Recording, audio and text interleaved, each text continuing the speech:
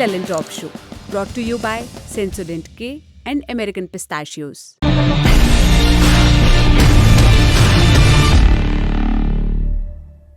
पहली सुर्खी कर्नाटक से। जनता दल सेकुलर यानी जेडीएस के सांसद प्रज्वल रेवन्ना के खिलाफ उनकी ही पार्टी के नेता खड़े हो गए हैं। जेडीएस विधायक शरणा गौड़ा कांडपुर ने पार्टी के संरक्षण और पूर्व प्रधानमंत्री एचडी देवेगौड़ा को एक लेटर लिखा है। इसमें प्रज्वल रेवन्ना को पार्टी से निष्कासित करने की अपील की गई है। शरणा गौड़ा का मानना है कि प्रज्वल प्रकरण से पार्टी को शर्मिंदगी झेलनी पड़ रही है। दरअसल सोशल मीडिया पर कुछ आपत्तिजनक वीडियो वायरल हुए हैं जिनमें दिखने वाले व्यक्ति को हासन लोकसभा क्षेत्र से जेडीएस सांसद प्रज्वल रेवन्ना बताया जा रहा है। रिपोर्ट्स कह रही हैं कि हासन क्षेत्र में करीब 2000 पेन ड्राइव्स बांटी गई हैं जिनमें रेवन्ना का ये वीडियो है और ऐसी ही तमाम तस्वीरें भी हैं। आरोप है कि प्रज्वल ने घर में काम करने वाली कई महिलाओं का यौन उत्पीड़न किया है। इस अपराध में उनके पिता एचडी रेवन्ना के भी शामिल होने का आरोप है। वीडियो वायरल होने के बाद एक पीड़िता ने पुलिस थाने पहुंचकर शिकायत दर्ज कराई। पुलिस ने दोनों पिता पुत्र के खिलाफ मामला दर्ज कर लिया है। कर्नाटक सरकार ने जांच एसआईटी को सौंपी है। वहीं सांसद प्रज्वल के पोलिंग एजेंट पूर्णचंद तेजस्वी ने पुलिस में शिकायत दर्ज कराई है। इसमें कहा गया है यह रेवन्ना को बदनाम करने की साजिश है। वीडियो में छेड़छाड़ करके उसे वायरल किया गया है। ये पहला मौका नहीं है जब प्रज्वल रेवन्ना और उनके परिवार के खिलाफ ऐसी बातें उठी हैं। दिसंबर 2023 में बीजेपी नेता देवराजे गौड़ा ने भी इस मुद्दे को उठाया था। उन्होंने कर्नाटक बीजेपी के प्रदेश अध्यक्ष पीवाई विजयेंद्र को लिखे एक लेटर में आरोप लगाया था कि प्रज्वल रेवन्ना सहित एचडी देवेगौड़ा परिवार के कई नेताओं के खिलाफ गंभीर आरोप हैं। देवराज ने दावा किया था कि उन्हें एक पेन ड्राइव मिली है जिसमें महिलाओं के करीब 3000 वीडियोज़ हैं। उन्होंने आशंका जताई थी कि इन वीडियोज़ को विपक्ष हथियार के रूप में इस्तेमाल करेगा। अब सवाल है, क्या कर्नाटक में जेडीएस के सहयोगी दल के रूप में बीजेपी इन आरोपों के बाद क्या रुख अपनाती है? दोनों पार्टियों के गठबंधन का क्या होगा? इस बारे में हमने इंडिया टुडे से जुड़े कर्नाटक के रिपोर्टर सगाई राज से बात की। सुनिए उन्हें। कैंडिडेट के ऊपर बात करना है तो इलेक्शन कमीशन इसके ऊपर डिसीजन लेना है, क्योंकि अभी इलेक्शन खत्म हो चुका है। 26 को हासन में इलेक्शन था, उसी टाइम पे पोलिंग खत्म हो चुका है।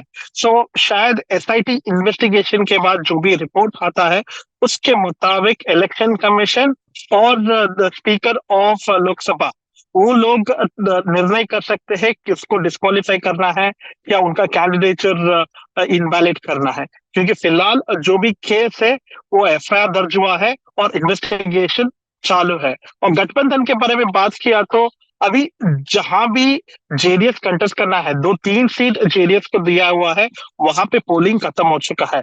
कोलार, मंड्या, हासन, यही 3 सीट है जहां पे जेडीएस बीजेपी के साथ गठबंधन में आया था और कंटेस्ट भी किया था। पोलिंग खत्म हो चुका है, मगर इम्पैक्ट जहां बीजेपी का सीट से जो बाकी सीट से 14 सीट से जब 7 तारीख को मई 7 को इलेक्शन होगा, उस टाइम पे शायद कांग्रेस इस सब्जेक्ट को उठाया तो शायद इम्पैक्ट हो सकता है। अगली सुर्खी में बात करेंगे सुप्रीम कोर्ट से आए दिन भर के अपडेट्स पर।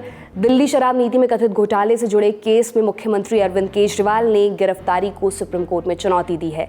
उनकी याचिका पर जस्टिस संजीव खन्ना और जस्टिस दीपांकर दत्ता की बेंच ने सुनवाई की। केजरीवाल की तरफ से पेश हुए अभिषेक मनु सिंघवी और ईडी की तरफ से एएसजी एसवी राजू। बेंच ने केजरीवाल के वकील से 2 बड़े सवाल किए। पहला सवाल, आप गिरफ्तारी और रिमांड के खिलाफ हैं, आपने जमानत के लिए आवेदन क्यों नहीं किया? इस पर सिंघवी ने कहा कि गिरफ्तारी अवैध है, इसलिए ईडी के वकील एसवी राजू ने कहा इन्होंने तो पिछली कस्टडी का भी विरोध नहीं किया था।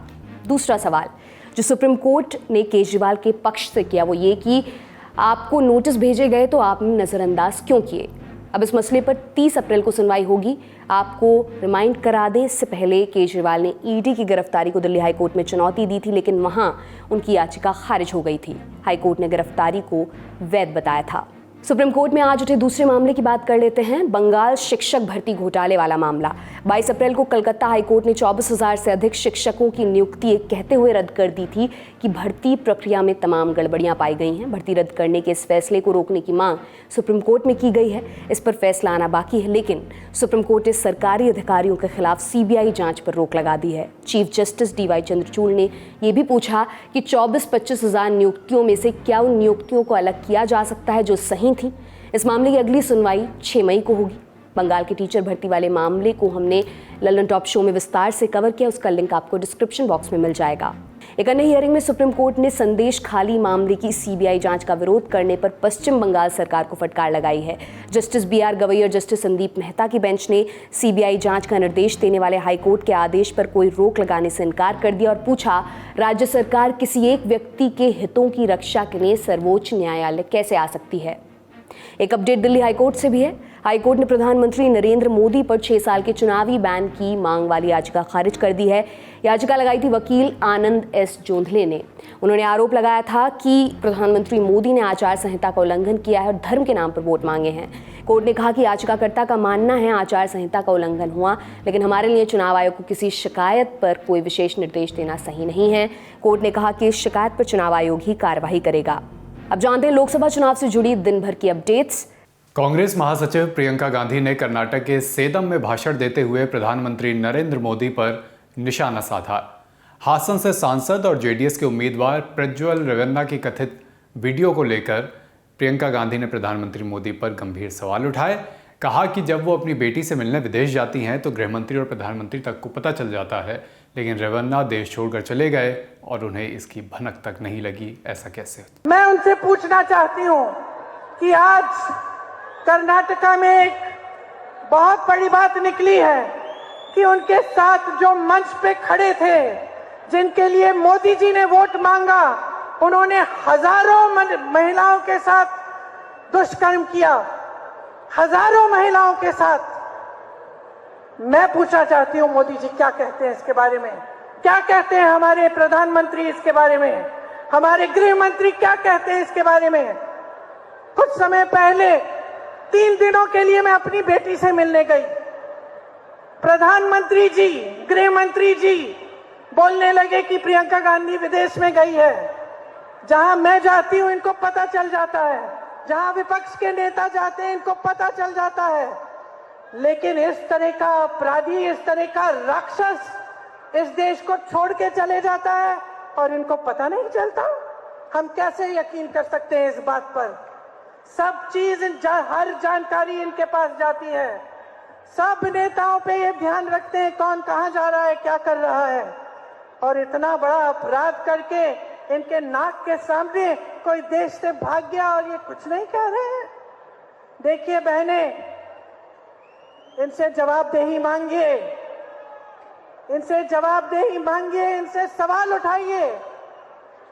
इनकी हिम्मत नहीं होनी चाहिए, मोदी जी की हिम्मत नहीं होनी चाहिए कि किसी के मंगलसूत्र के बारे में बात करें जब तक ये अपराधी वापस नहीं आएगा। इंदौर लोकसभा सीट से बतौर कांग्रेस प्रत्याशी नामांकन दाखिल करने वाले अक्षय कांति बम ने सोमवार को पर्चा वापस ले लिया। भारतीय जनता पार्टी के नेता कैलाश विजयवर्गीय और विधायक रमेश मेंदोला के साथ अक्षय फॉर्म वापस लेकर कलेक्टर कार्यालय पहुंचे। नामांकन वापस लेने के बाद उन्होंने भारतीय जनता पार्टी भी इसी दिन ज्वाइन कर ली। बम के नाम वापसी होते ही भाजपा ने ऑपरेशन सूरत 2 पर काम शुरू भी कर दिया।